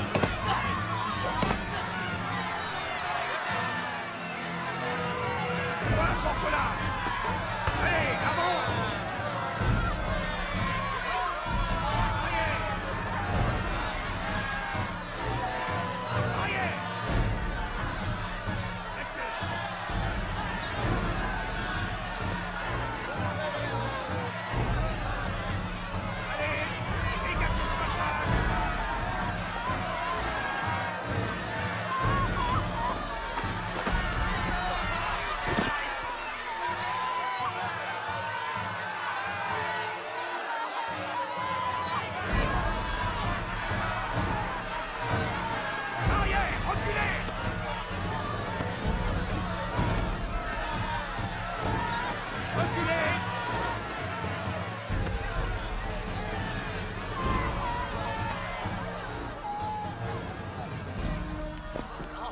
Nous pleurons pour toi, Seigneur. Bois ceci. Bois. Bois, Seigneur.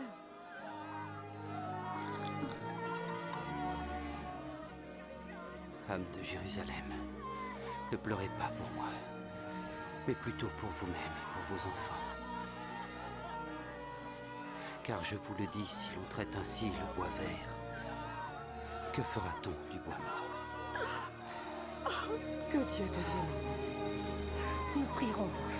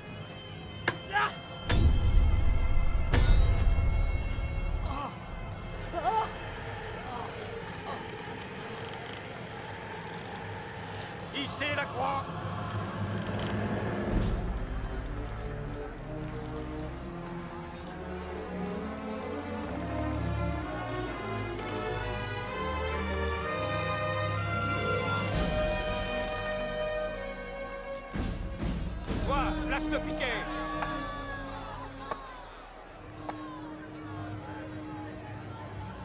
Enlevez les cordes.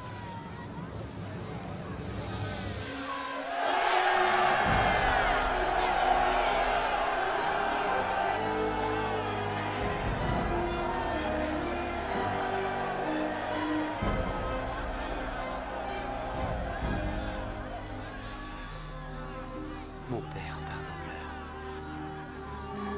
car ils ne savent pas ce qu'ils font.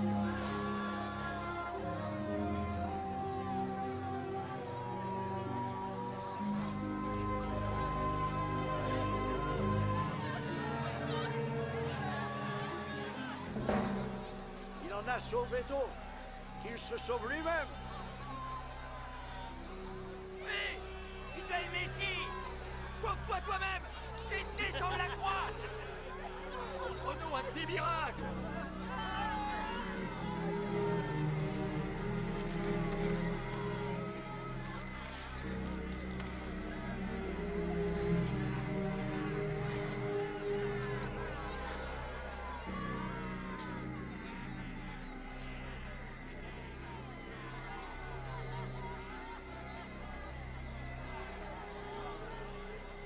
Et Jésus fut crucifié entre deux voleurs, selon ce que les prophètes avaient annoncé plusieurs centaines d'années auparavant.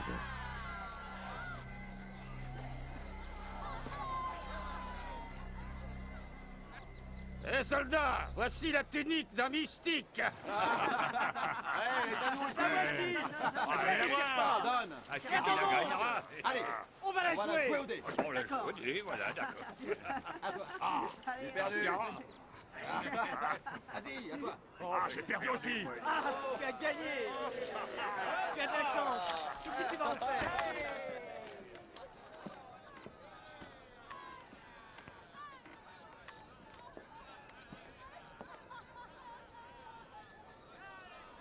Il y avait au-dessus de lui cette inscription.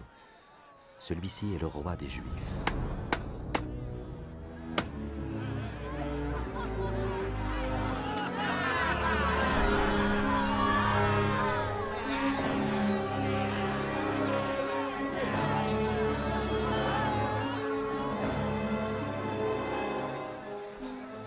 Sauve-toi toi-même si tu es le roi des Juifs.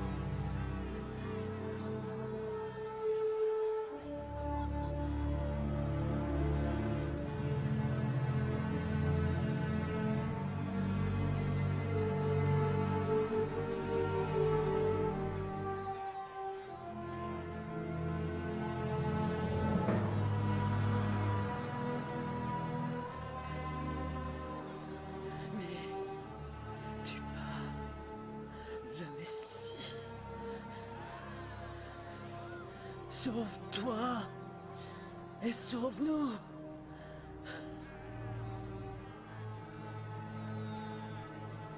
Ne crains-tu pas Dieu? Il reçoit la même sentence que toi.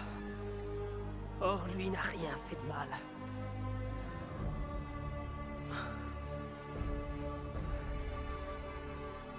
Souviens-toi de moi, Jésus, quand tu reviendras comme roi. Je te le promets.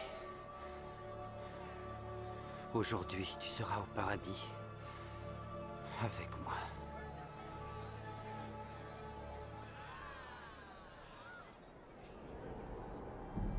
Il était environ midi, et l'obscurité se fit sur tout le pays jusqu'à 3 heures.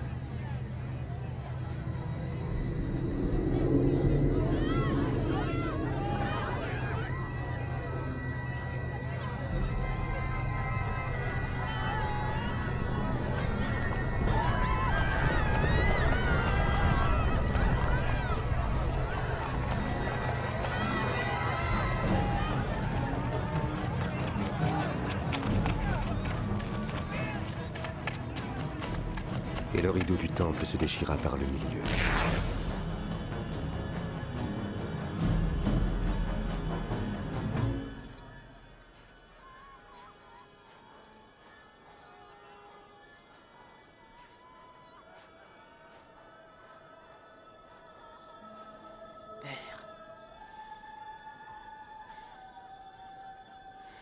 Entre tes mains, je remets mon esprit.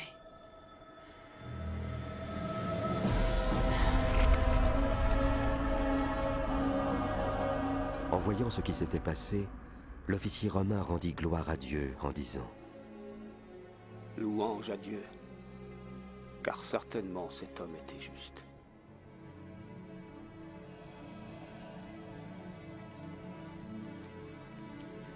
Joseph d'Arimathie, un homme honnête, membre du conseil mais qui n'avait pas approuvé son action, obtint de Pilate le corps de Jésus.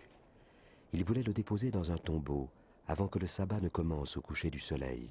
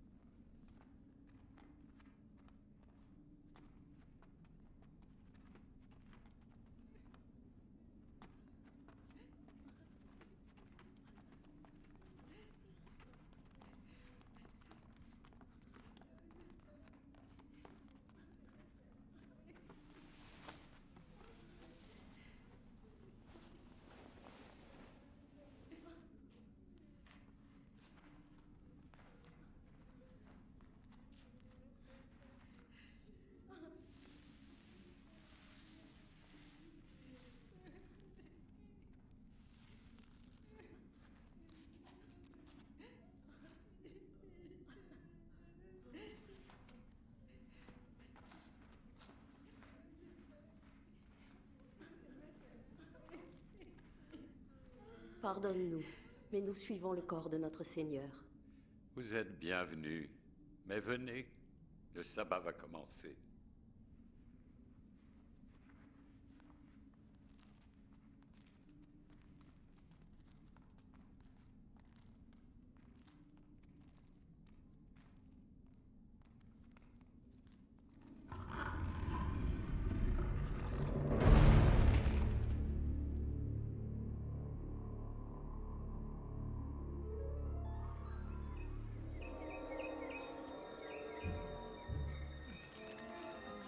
Très tôt, le dimanche matin, elles se rendirent au tombeau, apportant les huiles parfumées qu'elles avaient préparées.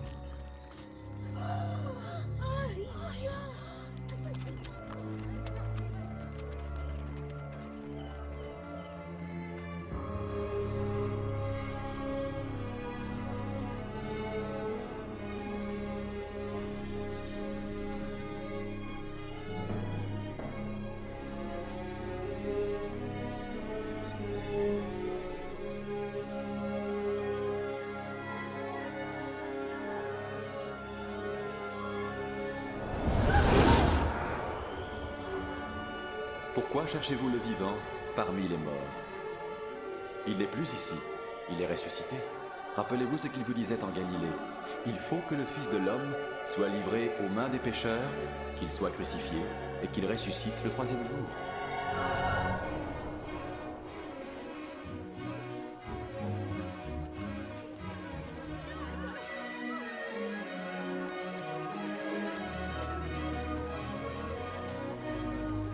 Écoutez, la pierre était roulée. Nous sommes entrés. Il n'y avait plus rien, plus de... corps. Plus de corps? Comment est-ce possible? Deux hommes nous sont apparus, des anges tout brillants, comme le soleil.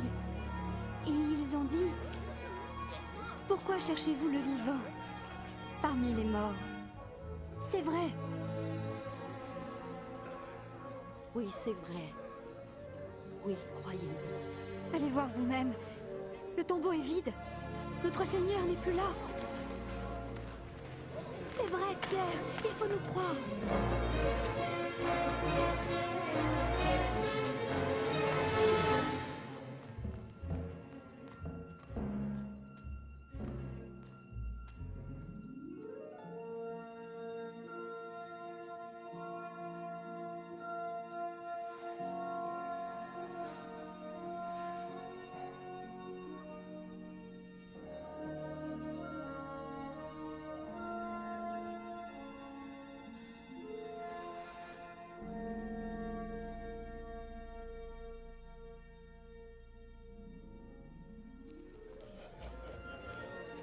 Seigneur est vraiment ressuscité. Il est apparu à Simon. Nous ne l'avons pas reconnu. Pas sur la route. Mais quand il a rompu le pain, alors là, À oui. Emmaüs, il est allé là-bas.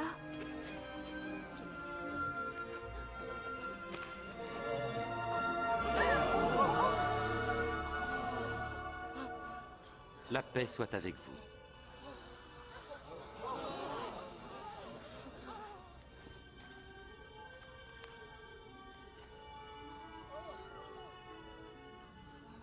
Pourquoi êtes-vous troublés?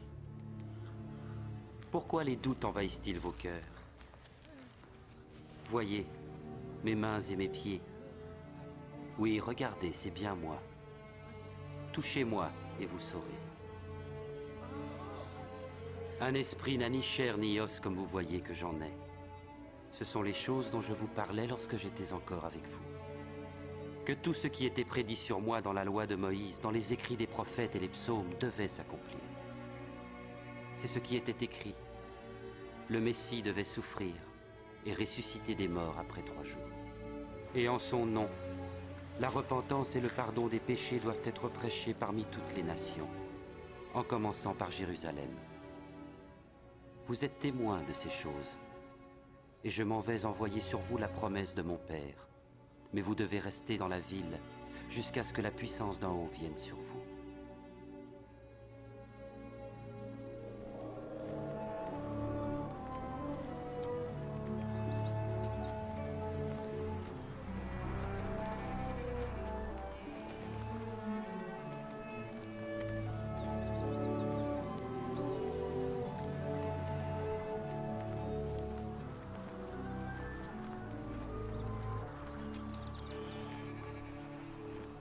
Que Dieu vous bénisse et vous garde.